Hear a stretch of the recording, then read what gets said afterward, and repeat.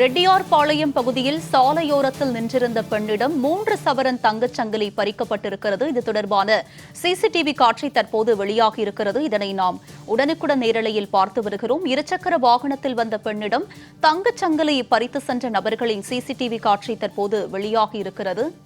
இது பற்றிய கூடுதல் விவரங்களோடு இணைகிறார் எமது செய்தியாளர் சித்தார்த். அவரிடம் விவரங்களை கேட்டு பெறலாம். சித்தார்த், இந்த கொள்ளை சம்பவம் எப்போது நிகழ்ந்தது? தங்கச் சங்கிலி பறிக்கப்பட்ட அந்த பெண் யார்? எந்த பகுதியை சேர்ந்தவர்? புதுச்சேரி ரெட்டியார்பாளையம் தியாகப்பிள்ளை நகரைச் சேர்ந்தவர் சுப்பிரமணி. இவரது மனைவி செல்வி 52. இவர் தனது தாயார் செல்லம்மையுடன், அதாவது 76 வயது உடைய தாயார் செல்லம்மையுடன் வசித்து வருகிறார். இந்த நிலையில் செல்வி கடந்த 20ஆம் தேதி அன்று தனது தாய் செல்லம்மையுடன் அதே பகுதியில் உள்ள கோயிலுக்கு சென்று விட்டு சுமார் ஒரு 8 மணி அளவில் தனது வீட்டுக்கு நடந்து திரும்பி கொண்டிருந்தனர்.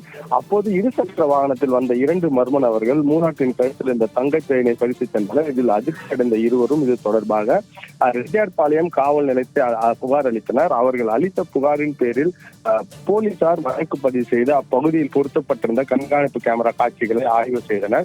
அதிலிருந்து மூதாட்டி, அதாவது செல்வியும் அவரது தாயாரும் வீட்டுக்கு திரும்பி கொண்டிருந்த போது 2 மர்ம நபர்கள் இருசக்கர வாகனத்தில் அவர்கள் வந்த வீதியில் இருமுறை அவர்களை நோட்டமிட்டு ஒரு முறை மூதாட்டியை இடிப்பது போல் செல்லும் காட்சிகள் பதிவாகிறது. பின்னர் அவர்களே அந்த இருவரும் மூதாட்டி மற்றும் அவரது மகள் செல்வியை பின்தொடர்ந்து இருட்டு பகுதியில் வந்தபோது மூதாட்டி செல்லம்மை கழுத்தில் அணிந்திருந்த 3 சவரன் தங்கச் செயினை பறிப்பதும் இந்த சிசிடிவி காட்சியில் பதிவாகிறது. மேலும் இந்த செயினை பறிக்கும் போது இந்த மூதாட்டி நிலைத்தடிமாறி விழும் காட்சிகளும் இதில் பதிவாகிறது.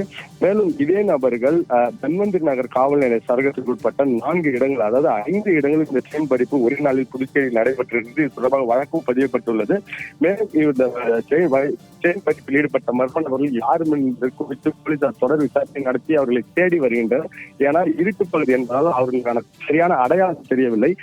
இருப்பினும் இதில் ஈடுபட்டது ஆந்திரா மாநிலம் கடப்பாவை சேர்ந்தவர்கள் என்று ஒரு தகவல் போலீசாருக்கு கிடைத்ததற்கு 3 தனிப்படைகள் அமைக்கப்பட்டு ஆந்திரா மாநிலம் கடப்பாவுக்கு அவர்கள் தற்போது விரைந்துள்ளதாகவும் ஒரு தகவல் கிடைத்துள்ளது. உங்களுடைய விரிவான விவரங்களுக்கு நன்றி சித்தார்த்.